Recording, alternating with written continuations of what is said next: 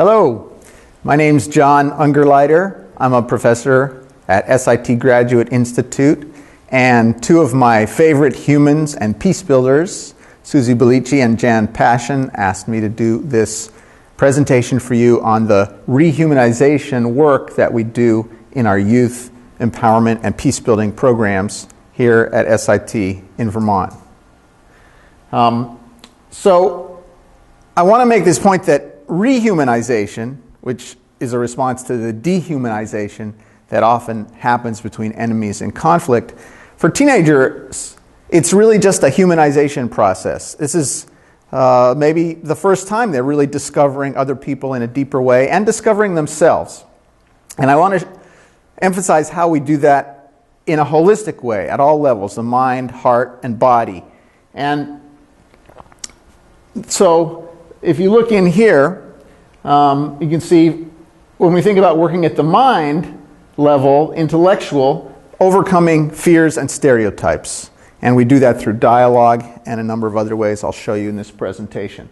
At the heart level, building trust, building familiarity through social activities, games, team building, and so on. And then at the body level, or metaphorically, but also literally the body, learning communication and collaborative problem solving. Again, doing games, problem solving activities, and analyzing social issues, and then doing projects. So these approaches overlap, and I'm going to focus on three methods in particular in this presentation: dialogue to develop expression and understanding of the other, music, and we'll do a few songs, so be ready to sing, to develop community and connection between young people in these programs, and then team building to develop action skills.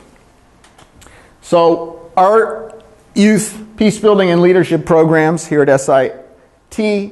have been going on now for, actually this is the 25th year, and at least for the last 20 years we've had young people coming from all over the world to do dialogue about conflicts that are happening in their countries, in their regions. And these are some of the countries. We started with Cyprus, Northern Ireland, a lot of countries from the Middle East, you can see, and now countries from all over the world. And it's very inspiring to work with these young people.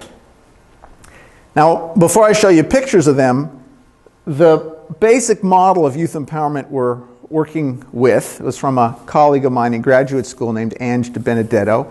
And again, you can see how it works at the body, the mind, and the heart. So for the mind is this idea of intellectual challenge. Education, of course, is information, but also the ability to analyze that information and then to express it. We talk about the development of voice for young people. And sometimes schools only have intellectual challenge, or not, and sometimes working with young people, they only do emotional nurturance, working at the heart level, supporting young people to make them feel safe, appreciated even if for themselves, even if they're different. Diversity is very important in that, and feeling safe to express themselves. But it doesn't have to be either or. Young people like to be intellectually challenged, and they need to be emotionally supported. Then this is the most complicated or maybe controversial one. What does it mean to have shared power for a young person? Adults do have more of the power. They have the legal power, and we have the responsibility. But young people can feel that it's not an authoritarian environment, that they can take action, they can test and exercise their ability to feel empowered. So this idea of youth empowerment is key to how we make young people feel good about themselves and feel good about each other, and how they're working together in this process of rehumanization. Now here you can see intellectual challenge. As I said, young people problem solving, here doing an international simulation. Emotional nurturance,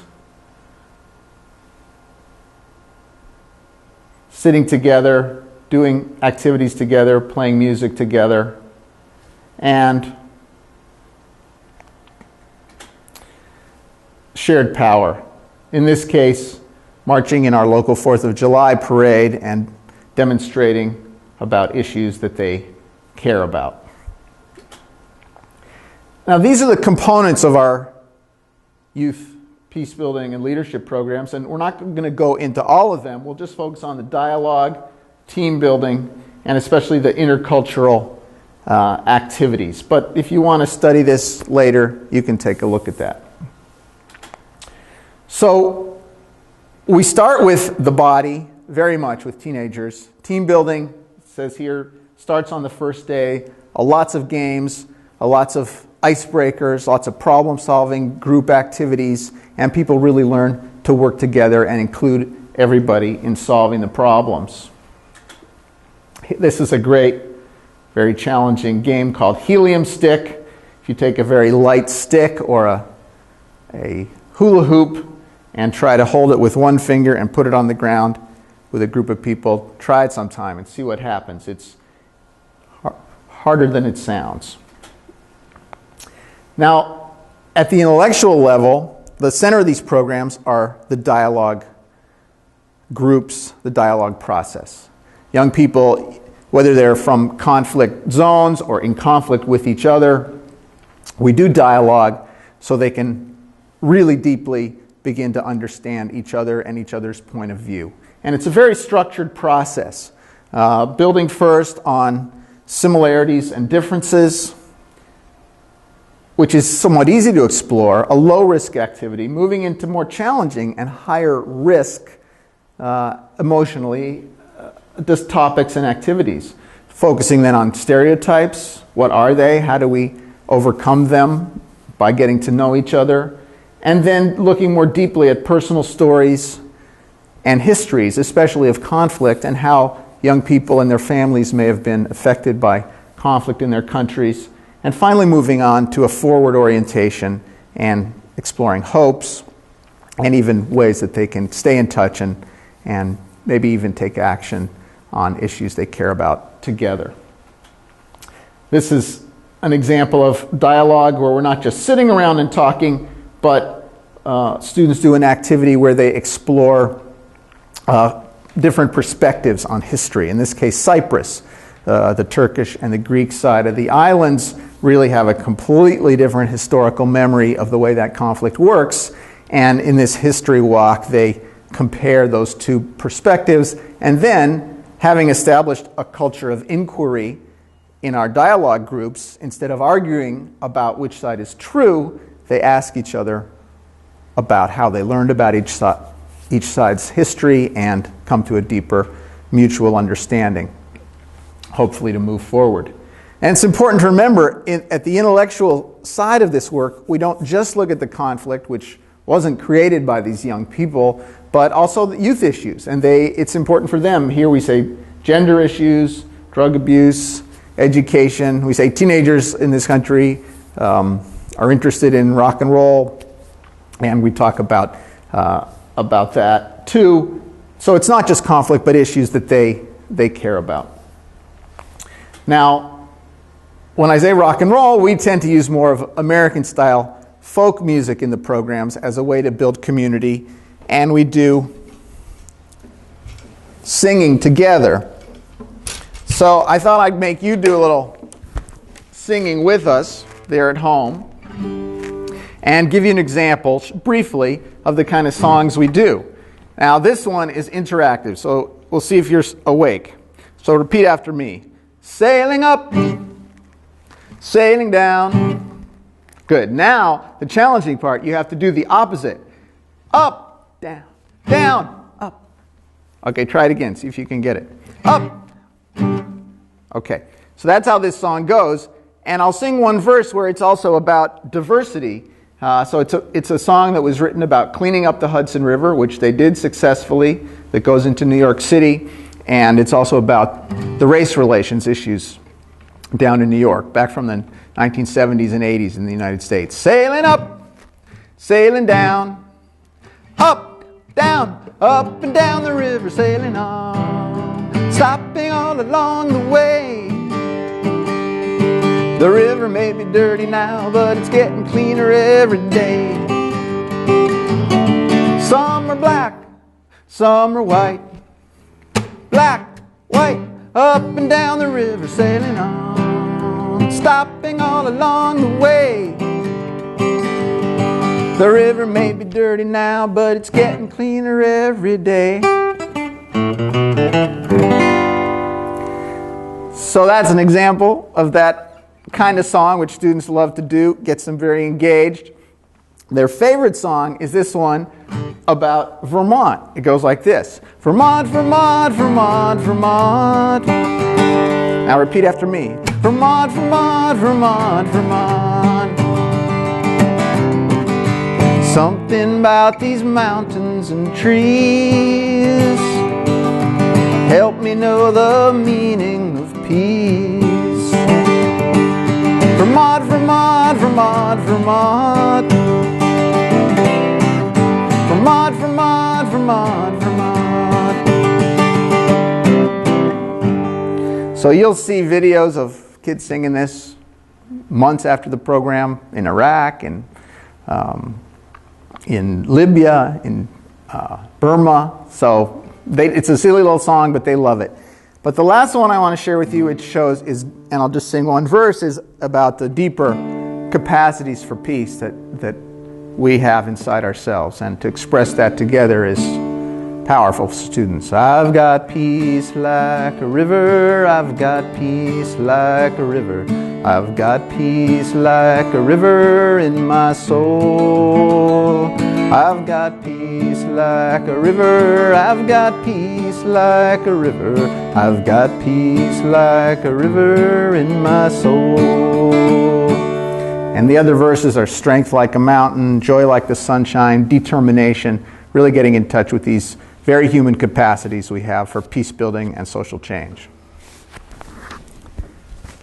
So young people also play music, and here's a slide of the talent night we have where they are able to share songs from their cultures, and there's a very wonderful picture here of Arab and Kurdish boys who, as you know, often don't get along inside Iraq, singing and performing together. So very important moment of finding unity in song. Art is not just music, but visual art is also a way that young people can use to work collaboratively and express common visions. Now, they engage their bodies again, not just team building, but then doing action projects, which they can do here in the community or develop them to do them back at home again. This combination of mind, heart, and body gets young people feeling really connected, and here they are, tears and hugs, sad to part from each other on the final morning. Hopefully they get to see each other again at home, but if not, whether they do or not, they still are so connected and crying together. A good sign. So let me just go a little more deeply about what we mean by empowerment. What capacities are these young people gaining? And they're all, as you see, very humanizing capacities. And working from the inside to the out, from the very personal, confidence, communication, moving into culture and community, cross-cultural, empathy and support, and then out into social issues, critical understanding, commitment, and collaborative capacities for shared leadership. So we'll take a look at each one. Confidence and self-esteem, so important for young people learning to be leaders and to be able to take action about social change. And you can see it here. It's individual, but it's also collective, feeling as a team they can do something. Communication skills, authentic listening, active listening, authentic expression, verbal and nonverbal communication, respecting each other, wanting to hear from each other, and being able to openly express what they care about. But not just interpersonally, also cross-culturally, learning about different cultures and caring for each other across cultures, feeling empathy. Creating together a community of caring, of support, and you can see these images. This is just so essential for healthy development of teenagers and really important for any human being. Critical understanding of current issues, an important part. not just be able to accept what they hear, but to be able to analyze issues critically, think about it, and think about how they can do something, taking action. Feeling committed to social action is another important part of it, and that's something really that they do to support each other. This group of young people in Vermont actually wrote legislation so the state of Vermont cannot buy apparel, clothing that are made in sweatshops. They wrote the legislation, they lobbied for it, and there they are celebrating on the steps of the State House the successful passing of their legislation. Collaborative capacities for shared leadership. Working together and being able to develop plans for action projects. Whether they can do them at their young age or not, they've learned how to do it. And I love this picture of an Iraqi young woman who's making the presentation for her group while all the men look on. And of course, we're going to see so much more leadership from young women in the world. And a part of this process of rehumanization, respecting each other despite gender differences, and trying to see the full humanity of each other, whether we're boys or girls, men or women. So by the end of this program, they've become friends, they've become peace builders, and let's review what that means. They've learned to see each other in new ways. The mind was challenged, they overcame the stereotypes, their intellect was really engaged with each other, with social problems. Emotional nurturance, the heart. They've created so many circles of inclusion. Circles are so important, and you can see it here, how engaged they are, talking about each other, talking about issues, and feeling included and supported. And discovering unity. In the sense, creating a common body of a collective where they share power and from all around the world feel empowered and feel that they can work together with respect and collaboration.